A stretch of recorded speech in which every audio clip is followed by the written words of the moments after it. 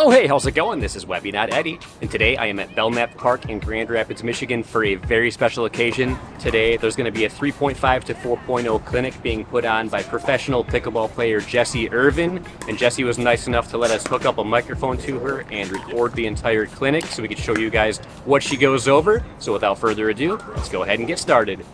My name is Jessie. I have been playing pickleball since 2019, so I've been playing for a few years now. Came from tennis.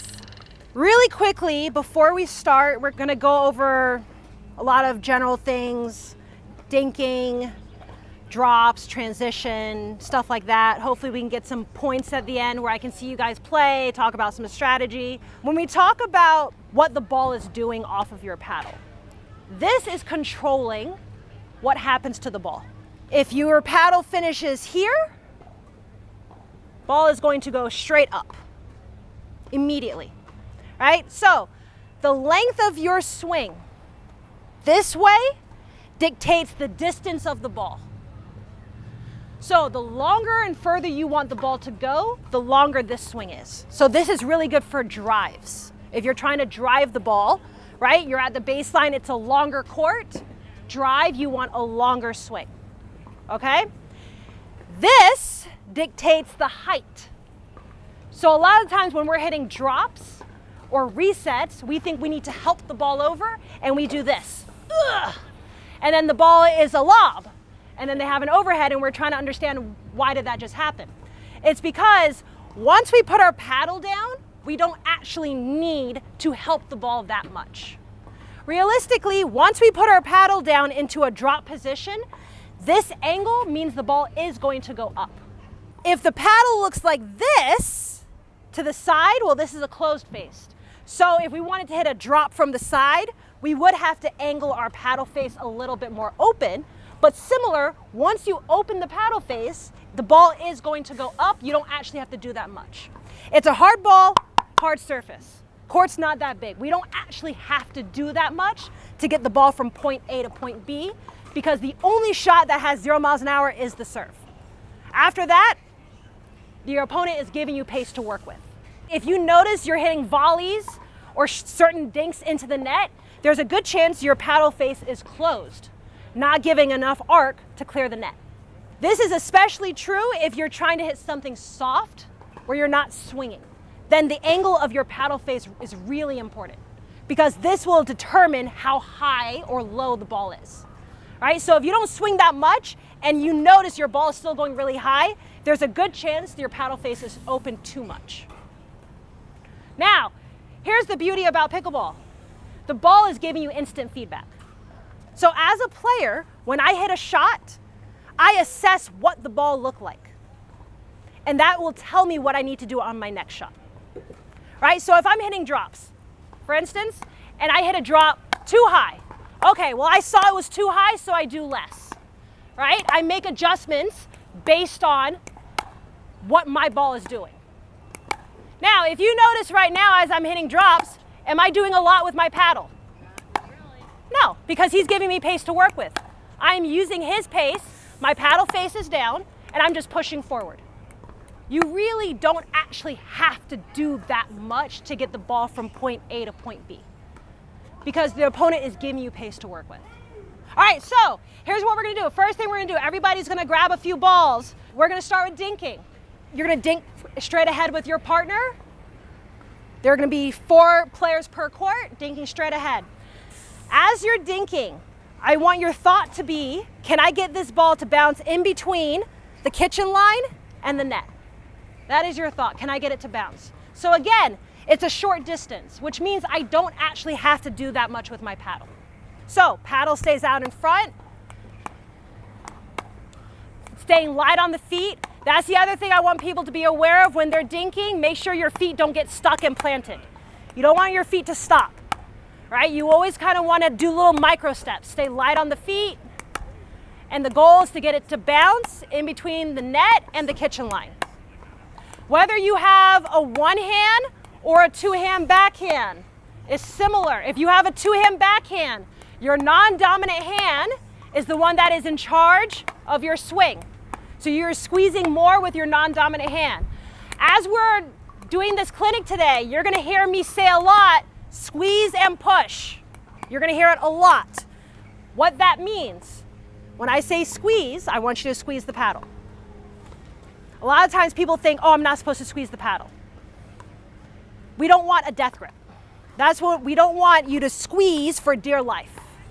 But you are still squeezing the paddle, right? If you squeeze for dear life, it's too much. The problem is if you don't squeeze at all and the ball hits the paddle, it's going to miss hit, right? This is where miss hits come in. We wonder, why do we miss hit the ball? It is because the ball hits the paddle and it's coming in with pace and it moves the paddle around. So now you lose control of the ball. So the squeeze helps a couple things. One, it helps you control where you want the ball to go. Two, it keeps the wrist locked, because that's the other problem that a lot of people have. The wrist moves around a lot. And here's the problem. As soon as the wrist moves, if I'm trying to hit the ball straight to you and I go like this, where's the ball going to go? Sideways. And the problem is, it's because of the wrist. The wrist just is too loose. If you squeeze, that helps lock the wrist up. It's harder to move the wrist around if the wrist is locked and you're squeezing. So you're going to hear a lot of me saying, especially with soft shots like dinking, drops, resets, things like that, volleys, you're going to hear me say squeeze and then push forward. Because that's all you really need to do with anything soft. There's no swing. It's just a squeeze and a push. Very little.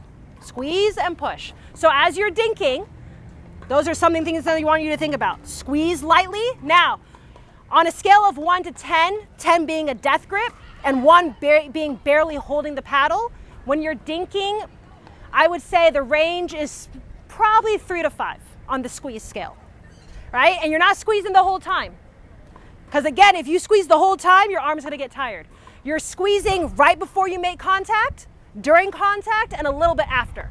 Because the problem is if you let go of the squeeze too early, the wrist is going to fold and then the ball goes sideways and you lose control of the ball. So a lot of times people do squeeze and then they relax too early and then the wrist gets loose. So you squeeze through the shot and then you relax. Squeeze through the shot and then you relax. Squeeze through the shot and then you relax. So you're going to hear me say squeeze and push. My squeeze and push is kind of that squeezing through the shot. So you're going to focus on that while you're dinking. The other thing I want you to really focus on, and we forget, is looking at the ball. Really important. Watching the ball all the way to your paddle. A lot of times we just take in the big picture and we forget to look at the ball. It's a wiffle ball. It is actually moving a lot more subtly than we realize. So really watch the ball all the way to your paddle and then track it as it leaves your paddle. Watch the ball all the way to your paddle, track it as it leaves your paddle. Okay? So, dinking straight ahead, we're going to do that for a few minutes. When you're dinking straight ahead, it's a shorter distance. So again, you can't do as much with it, right? For people that have cut or roll dinks, very hard to do that straight ahead because the distance just doesn't allow it. It's going to go too far, and in a real match, they'd be able to reach out and attack it. When we dink cross court, we can have a longer dink because it's a longer distance from my opponent to myself. So whether you're cutting the dink or whether you're rolling it, you can do it cross court because the distance is longer. When you're straight ahead, you have to almost keep it flat and simple. Much harder to actually add cuts and rolls because the distance is just too short, and both a cut and a roll dink is a longer swing, right? And the length of your swing dictates the distance of the ball. So that's usually what I tell people when they're dinking. Be aware of where you're trying to dink to because the distance change, right? So if you want to dink straight ahead, it has to be a shorter, simpler swing. If you're dinking cross, it can be a longer, slightly more aggressive dink because you have more room to work with. So everybody find a spot, grab a couple balls. We're going to dink straight ahead first for a few minutes, and then I'll tell everybody to change, and then we'll go cross court. So again, as everybody's dinking, try to visualize your target. You are trying to aim halfway between the kitchen line and the net. Visualize your target. You want to get that ball to bounce. As you're dinking, make sure you're also watching to see what your ball does so that you can make small adjustments on the next shot. The ball is always giving you instant feedback. So if it ends up a little too high, close your paddle a little bit. Or don't swing as high up. Don't finish your follow through. If it's going too deep, have a shorter swing. Stay light on the feet, light on the feet. Push forward, here you go. Remember, your paddle face needs to go towards your target. So whatever your target is, visualize your target and then your paddle face goes towards your target.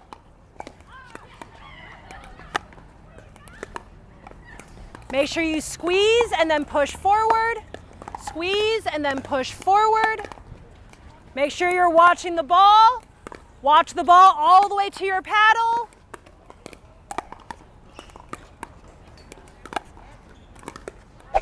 All right, switch sides. Everybody switch sides. So if you were just doing forehand cross court, you're now going to do backhand. So everybody switch.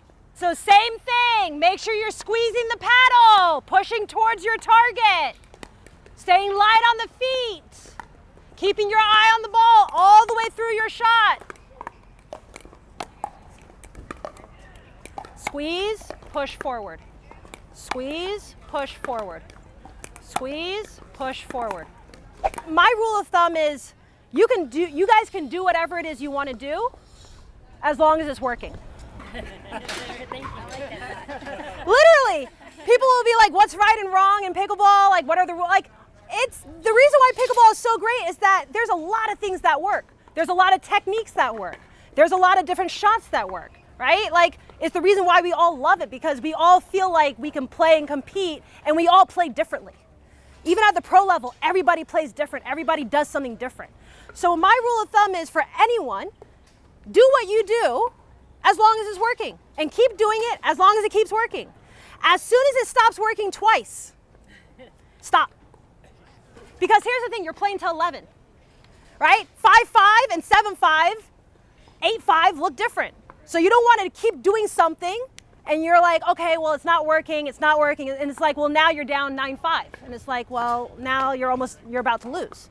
So I give myself 2 shots, right? I keep doing it if it's working. As soon as it stops working twice, something has changed. Either they figured it out, today's not my day. Some days are my day and some days aren't, right? Sometimes I hit a speed up and it works, and then the other days it just goes long and it's like, okay, today's not my day. You know, for some opponents, they read it or they like their backhand, but they don't like their forehand, right? I recently played a match at PPA San Clemente, and I was playing against a girl who had a really good backhand counter. For whatever reason, I sped it up to her forehand, and it wasn't good. But because of her technique, her volley grip on her forehand made her backhand really good, but her volley grip technique for the forehand made the ball always go down in the net. And I promise you, my speed up was not good. It was not good. And I kept saying it. After everyone, I was like, we would win the point, I'd be like, oh, that wasn't a good shot. That shouldn't work. And then I did it again, but it worked the whole match. But it was just against her. Her technique, for whatever reason, she could not figure out how to make that ball, and it kept going in the net. So I kept doing it. Against Ben Johns, that's not gonna work. This just not. He's going to be ready for that, right? So everybody's different. Like, pickleball is like live chess. Every player in chess plays differently. They have their strengths and weaknesses. They have their opening moves. Everybody does something different. So pickleball is a gray area. Things work, things don't work, and you're always constantly making those adjustments based on what is happening in that moment for the day. How you feel, how your partner feels, what the opponents you're playing, it is it's fluid, it's always changing. So I always say, hey, if you want to speed up the ball, do it. If it doesn't work twice, then change your spot, change something about it, do something different. All right, so next thing we're gonna do, probably one of my favorite drills that I like working on, is the accordion drill. So the way the accordion drill works, we're gonna have that side start at the kitchen line first. This side is gonna work their way back.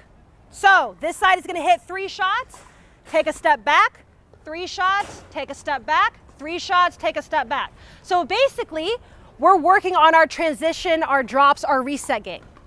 The reason why I like starting from up here and working backwards instead of the other way around is because this gives you the feel for soft better than if you start from baseline working your way up. When you start from the baseline, you have to hit it harder because you feel like it's a longer distance, so you don't actually gauge it as well. If you start from the kitchen line, you're already dinking. So if you work your way back, it's easier to gauge the soft shots going backward. Okay, so you're at the kitchen line, 3, take a step back, 3, take a step back. You're gonna work your way all the way back. So here's what I notice, especially at your level. The reason why your transition game isn't good is because usually I see people warm up dinks and then they go and they warm up thirds. And then they wonder why they have no transition game. And it's because you didn't practice it at all. So this drill, probably one of my favorite. I do it probably more than anything else. I just work on moving up and moving back along this area. So here's the other thing I'm gonna add. When you're working on hitting soft shots, drops, and resets, you wanna keep your paddle in front of you. This is a good gauge for how much you're swinging. This shot you don't need to swing on. The person is giving you pace to work with. It's a short distance, hard ball, hard surface. You don't actually have to do that much to get the ball from point A to point B. So if you're in this area and you can't see your paddle in your peripheral, it is because you are swinging too much. So if you're trying to hit soft resets and drops, you should always be able to see your paddle and it should be out in front of you. If it gets behind you, well, guess what? You still have to bring the paddle back forward. That's momentum, makes the ball go further. The longer the swing, the further the ball goes. So if you guys ever wonder why your drops are going too far, it is probably because the length of your swing is too long. Okay? So you should always be able to see the paddle in your peripheral when you're trying to hit soft shots. If you're trying to drive the ball, then yes, you should have a nice long swing because you're trying to drive. The reason why that's also okay for the drive is because a drive is meant to be low. It's a hard, low shot. Drops, you're trying to hit it slightly higher to give yourself time so you have the arc, which means you don't want to swing. Because if you swing too much with a high ball, it's gonna go up too high, right? So you're here, keeping it low and out in front. There's 2 types of offense and defense in pickleball. 1, court position. The closer I am to the kitchen line, the more I'm on offense. The further I am away, the more I'm on defense. That's the first type of offense. The second one, where am I making contact? Higher up, more offensive, lower down, more defensive. So when people actually ask me, hey, how do you decide what shot to hit when, the shot selection? It's based off of these 2 scales. These are the 2 scales I use. Where am I in the court? Okay, where am I making contact? Based on those 2 scales, that will tell me what shot I need to hit. The further I am away and the more it's down at my feet, the more defensive of a shot I have to hit because I'm on defense on both of those scales, right? If I'm here and I get a ball up here, well, I'm halfway and the ball's up high. I can be more aggressive with it. If the ball's down here though, I can't swing as hard because even if I swing, I still have to clear the net. I have to hit up on the ball. If they're at the kitchen line, they have an easy volley because now they're on offense because they're at the kitchen and they're making contact up here. Now they're in favor of both of those scales.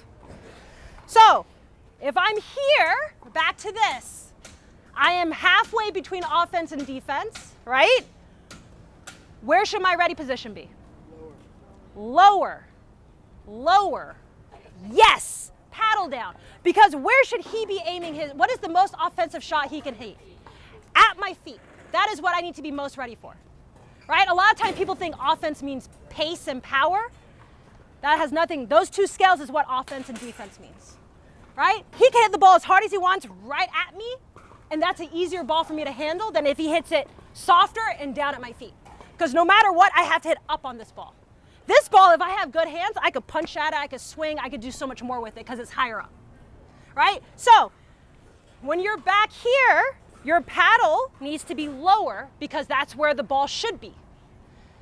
It's also an easy way to know how to let out balls go if I'm in this area, right? If I'm here and he hits a hard at my stomach or shoulder, ball's going out. It's not going to drop in. Now, if my paddle is up here, it's harder, it's just easy for me to, because now my paddle is closer to the ball height. Easier for me to swing at it. If the paddle is down here, it's actually easier for me to gauge and let those balls go. Right? So, paddle is down here when I'm in this transition area. I'm ready for balls at my feet, because that's where he should be hitting it. As I get closer to the kitchen line, my paddle can come up because I'm in a more offensive position, and it's harder for him to hit the ball hard down at my feet. The only way he can hit it at my feet is like a dink, which I have time, I can then drop my paddle. Right? So as you get further off the kitchen line, paddle goes down. You're on defense. You need to be ready to defend your feet. As you get closer, paddle goes up. Okay, so here's the drill. As much as we focus on thirds and transition, the fourth is just as important. So this drill is not just for one person. I personally feel like the fourth, sixth, eighth shot is more important than the third, the fifth, the seventh. Because which side loses a point if they miss? The fourth. If I miss my third, I don't lose a point. I don't lose a point in pickleball. If he misses his fourth in a pickleball point, if I hit a third and he misses that fourth, I get a point. The score changes, right? So when we're doing this drill, it is not just for the person that's working on the accordion going back and forth. It is also for this person working on their fourth and their sixth, right? So the idea is for the person hitting the fourth, you're at the kitchen line, you're on offense. The person is off the kitchen line, they're on defense. You want to have your paddle out here and you're looking, can I take the ball out of the air? Take time away from them. Again, you don't have to hit it hard. You just have to think, can I take the ball out of the air and get it down at their feet? If they hit a good enough drop where you can take it out of the air and it has to bounce, adjust your feet, and then that's where you lengthen your swing because you are trying to hit it deeper.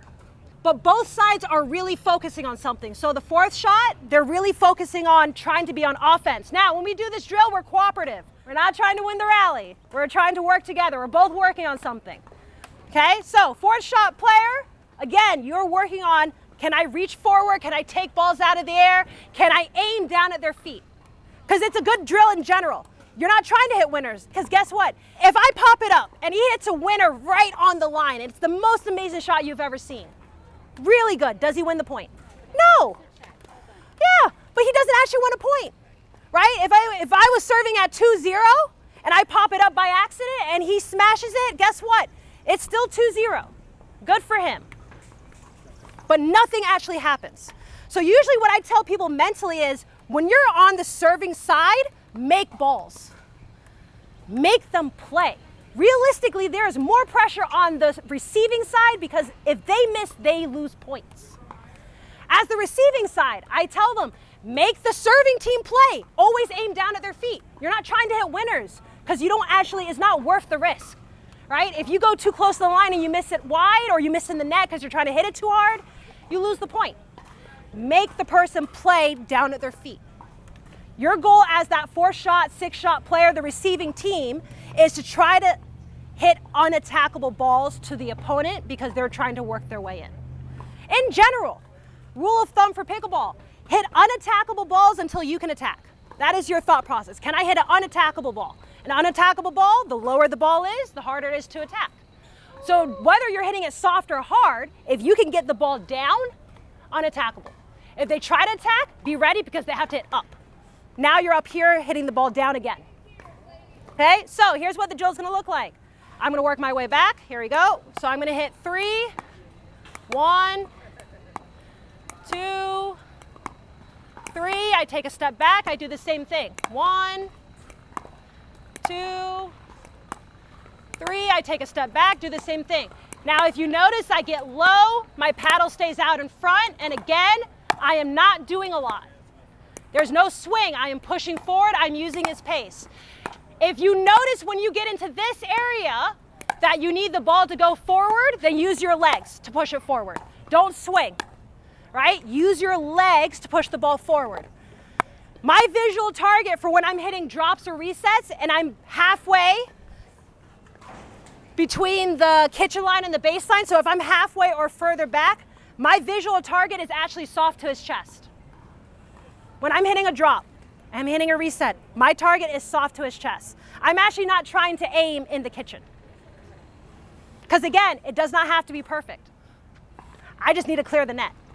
And as long as I keep it below the shoulder, he can't hit down on it, right? So my visual target when I'm hitting drops is soft to his chest. Now, if I don't hit it that hard, it will start dipping, right? The height of the ball is soft to his chest, but because I'm not actually swinging at it, it starts dying.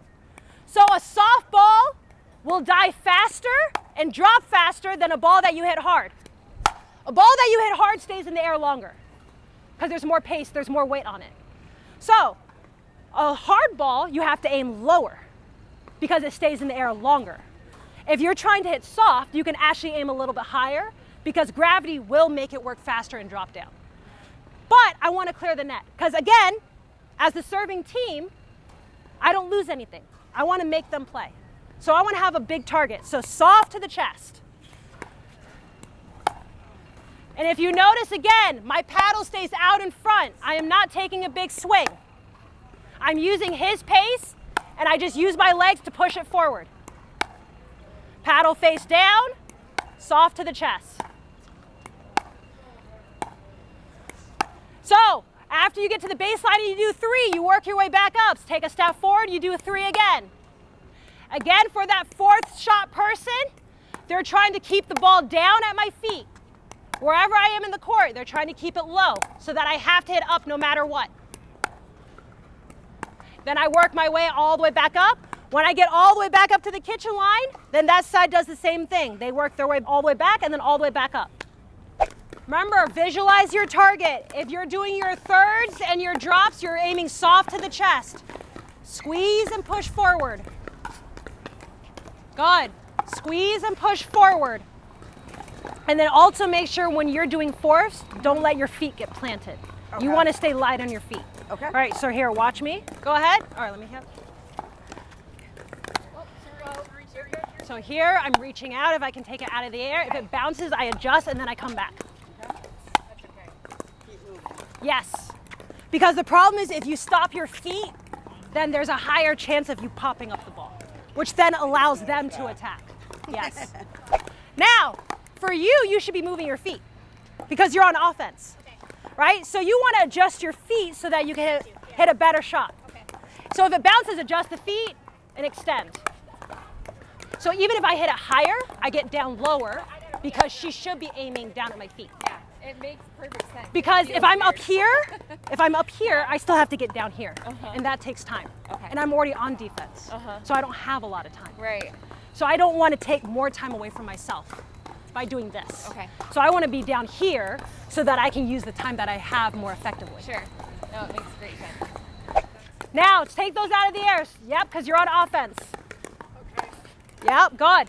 Nice, yes. You don't want to let the deep ones bounce. Now, you don't have to hit it hard. You can still aim down at her feet, but you're on offense. Right. So in a real point, you want to try to take that out of the air because it gives her less time to react. Okay. Whereas if you back up and let it bounce, it gives her more time and it puts you in a worse spot. Okay. You want to keep the swing out in front so you don't hit it too far. Yeah. If you notice you're still missing it in the net, push. Use your legs to push it forward, to step into it, because that will help push it further. And then as you get closer, and then as you get closer, you don't have to use your legs as much, because now the distance is shorter. Good. Yeah. Paddle down. Good. Paddle down. Push. Good. Paddle down. Good. Paddle down. Push soft to the chest. Yeah, aim a little, because you're getting further back, so that's where you start aiming a little bit higher. I want to ask a question. When you guys are playing and you guys are trying to hit a drop, okay, and you miss it in the net, what do you usually tell yourself as the correction? What do most people say? Hit it harder. I hear that all the time. All the time. That should not be the correction. Height. It is not the pace, right? If you hit it harder, let's say you hit a drop and it hits the net. I'm only talking about the drops that hit the net. I'm not talking about a drop that is hit here. That one you do have to hit harder. If you hit a drop and it does not make it to the net, you do need to hit that ball harder, right? But if you're hitting a drop and it does that and you hit it to the net, technically you don't need to hit it harder, because if I tell myself hit it harder, I still hit it in the net. That is not the correct statement. And here's the thing, the mind is a really powerful thing. So as soon as you tell your brain you need to hit it harder, you know what most people do? And then they're like, oh, but now it's so high and I'm never gonna hit a drop ever again and I should never do drops and da-da-da-da, I'm horrible at drops. It's because they're telling their brain the wrong thing. When you hit a drop in the net, you do not need to hit it harder. You need to aim higher. It was the right pace. You got it to the net.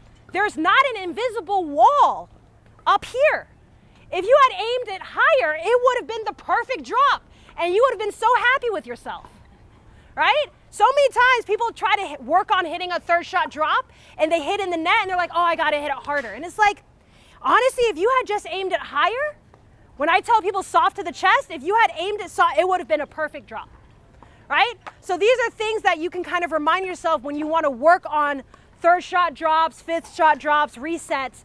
If you're missing a soft shot and it is hitting the net, it is not the wrong pace. The pace is correct. It is the wrong height. And as I say, as long as it's below the shoulder, they can't hit down, right? So if you're aiming below their shoulder, they have to hit through the ball, which means they can't hit it as hard as if they can hit it from above their shoulder. So you're not in a bad spot. If you guys ever are trying to figure out why your transition game isn't where you want it to be, work on this drill. And again, we did 3 balls today because we have other things to work on. I'll just do this for a half an hour where I'll just do 10, 10, 10. I'll kind of stay here maybe for a few minutes and I'll purposely hit the ball higher. Like I'll purposely do this, where I'll purposely hit it up here so that he can smash it at me. And I'm working on trying to stay low, right? And I'll just do different things with it. Like there's so many different things you can work on with the transition, right? I'll just do different, then I'll move in and I'll do different things. There's so many different things you can do to make this part of the game better. And here's the thing, if this part of your game gets better, this part of your game automatically gets better as a serving team. Because here's what happens. People serve, they hit a third, go ahead. They hit a third, they don't trust their transition and they do this. And they run in no matter what. I see it all the time. They hit a bad third and they still run in. And then the partner's like, why did you run in? It was a bad third. And they're like, well, I'm supposed to get to the kitchen.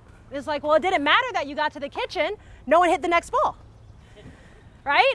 But a lot of the time, the underlying reason why people rush in is because they don't have any confidence here. They're not gonna stay here, right? But if you work on that area and you have confidence, it doesn't matter how bad your third is, you're like, okay, I can assess, move in, stop, oh, I gotta back up a little bit. You know, like you can work your way around the point. And when it comes to transition, and people ask me, how do you move forward? I treat it like the children's game, red light, green light. The higher the ball, the less I move forward. The lower the ball, the more I move in, right? And I can move as fast or as slow as I want. I need to stop and get ready when he's about to make contact with the ball, okay? So, again, I'm transitioning forward, I kind of assess, I move, and then I stop and get ready. I move, and then I stop and get ready. That one's a little higher, I back up, give myself time.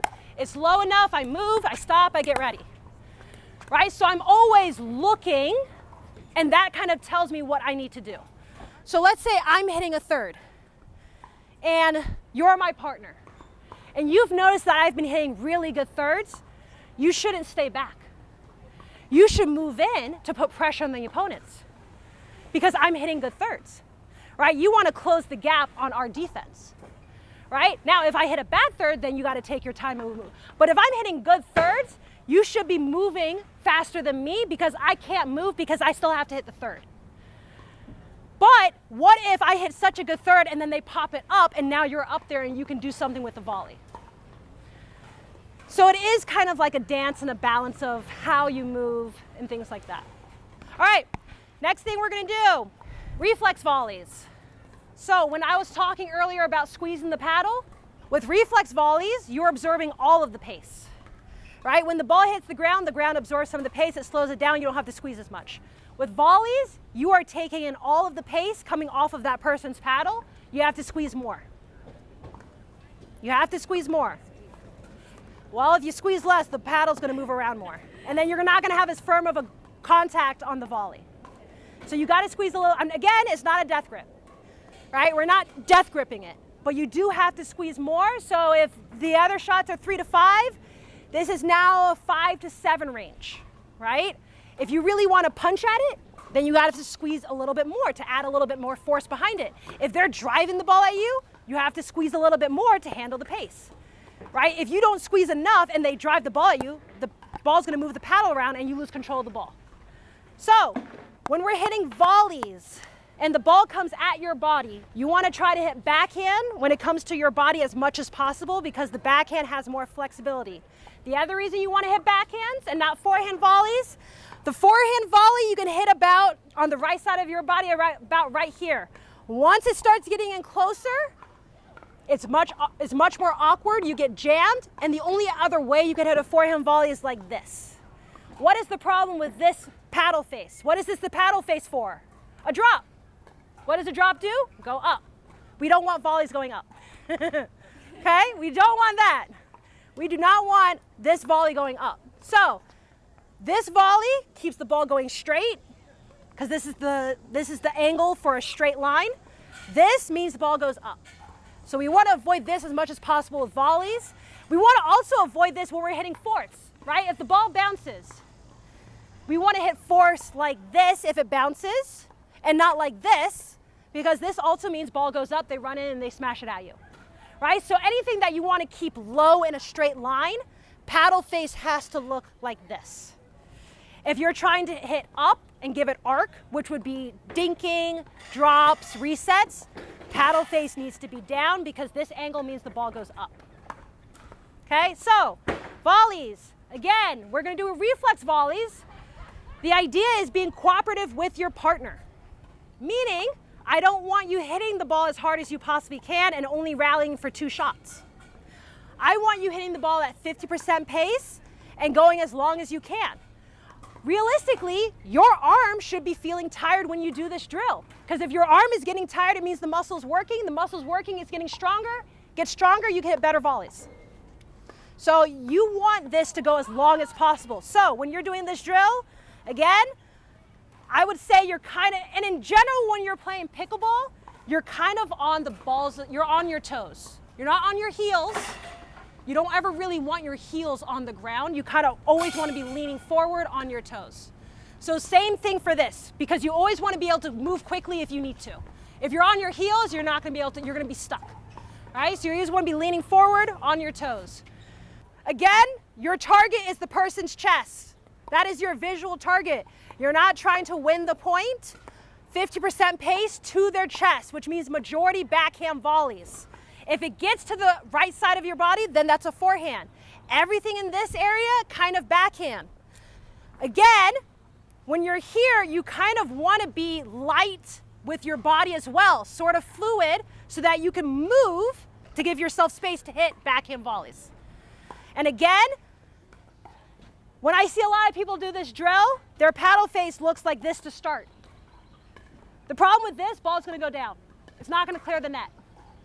You want to have your paddle face slightly angled open. You squeeze, and then your paddle face goes to the person's chest. That's as far as it goes. It's basically going to go just like a foot in front of you, 1.5 feet. If you go here and then you do this, ball's going to go sideways. If you go here and do this, ball's going to go down. Same. Ball reacts to whatever your paddle does. So you want to keep your paddle face to your target. Wherever you want the ball to go, this needs to finish there. If it finishes anywhere else, that ball is going to change direction. So, same thing, you're going to hear me say it quite a bit. Squeeze and push. Squeeze, so this wrist doesn't get loose, so you're squeezing, so you have a firm wrist. It stays locked in. Push to your target. And again, you're going to be working with your partner.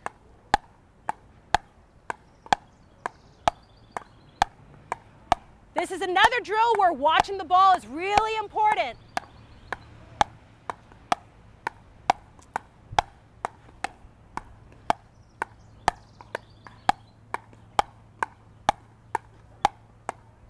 The lower the ball is, the more I have to open the paddle face, right? But my target is still his chest. No matter where the ball is, I am visually trying to aim to his chest.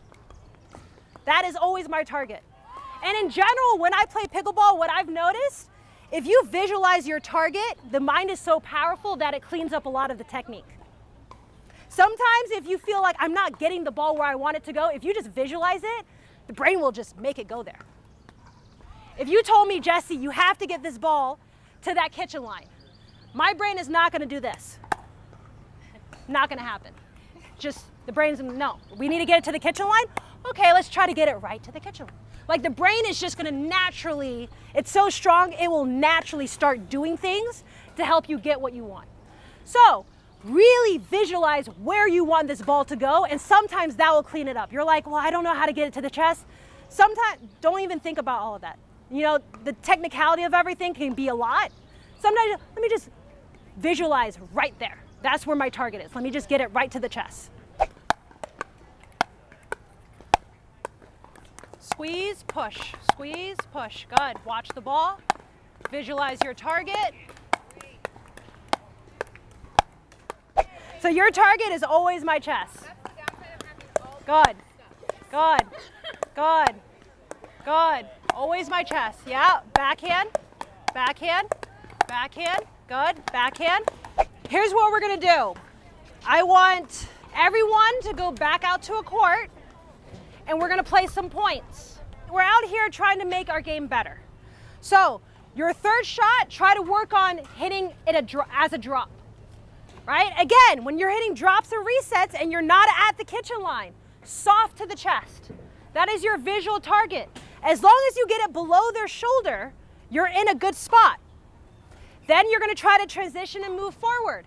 Again, it is based on how high or low the ball is. If the ball is high, it does not mean the point is over. Just get low and get ready. Right? The higher the ball, the more they can hit down, which means the lower you need to get. Point is still alive. The court is not that big, especially in doubles. Right? You could always, if you make one more ball, you never know what's going to happen.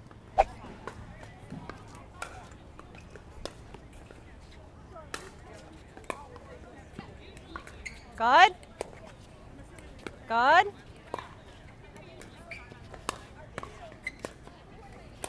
Oh, nice point. That was a good point. Nice. Good drop. Good. Get low. Get low. Get low, work your way in. Nice, there we go.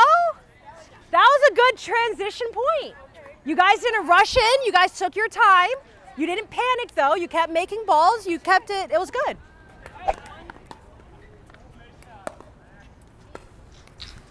Good, good, nice, nice. Oh, good hands battle, I like it though. That was good. Soft, good, stay low, good, move in, stay low, good. Nice, that was good work moving forward. That was a good balance of patience, playing drops and resets, and then working your way in to get an offensive shot. Last questions before I send you on your way? What do you use to just study and learn strategy aside from playing? I watch film. And then also, I will simplify sometimes my strategy and just give myself bullet points. Okay. Right? So when I start any game, coming in cold, not warm, nerves maybe, 0-0-2, I give myself simple things: serve down the middle, return down the middle, Okay. hit my third to the person running in. And I just start there. Okay. Right? Why do we hit our third to the person that's hitting the return of serve? Because they're not ready. They're the furthest away from the kitchen line, right? Their partner is at the kitchen, right? They're hitting their return and they're running in. So just to start, before I even know player strengths and weaknesses, who's the better player, worst player, I will hit my third to that person running in, because out of the two players, they're the least threatening because they're on the move and they're further away from the kitchen. This person is the most ready, right? So simple things like that. Serving, middle of the box, right here. Hitting your return, middle of the box. If you never know where to hit the ball, whether you're dinking, hitting drop, whatever shot you're hitting, middle is never the wrong answer on anything. Dinking, you can dink towards the middle, right? And it's because of a few things. One, it takes away the angles of the opponent. If you hit to the middle, they can't drive down your line because the ball is over there. And now if they try to drive it this way, the court is not as long and does not exist, right? So you cut down the court. It's high percentage. If you hit to the middle, big target. And the third one that I like the most is you force your opponents to communicate. How many of us actually like communicating? So you have to imagine that for the opponents it's the exact same thing, right? So and I would say that's something that you could just start with. Very simple. Hey, big targets. I'm going to serve to the middle. I'm going to return to the middle. I'm going to hit my third to the person returning and running in, the furthest away from the kitchen. But just to start with those kind of 3 simple things, it's a good start. And then you can kind of build on that. But yes, kind of just giving yourself just things beforehand to follow. Like, especially like if you're in practice, just giving yourself something to work on. Hey, you know what? In this game, I'm going to work on every third I hit is going to be a drop. In this game, every third I hit, I'm going to hit a drive. So at least you go in with a purpose and you already know before, so you're not reacting, you're proactive. You're kind of doing things before instead of just reacting to the ball. Everything I've said today is not set in stone. It's all situational based on the moment, right? Whether you're hitting drops, drives, whatever you're doing. I'm not saying every single third shot, drop, or drive you hit should always go to the returner. If the person at net can't make a single ball and you're trying to win, you should probably hit to that person, even though they're here and they're most ready. If they can never make a volley and the other person is Ben Johns, well, guess what? You should probably hit to this person if you're trying to win that game, right? So it's all, like, it's just, there are things to use as a guideline, and then you make adjustments based on who you're playing against and what's happening.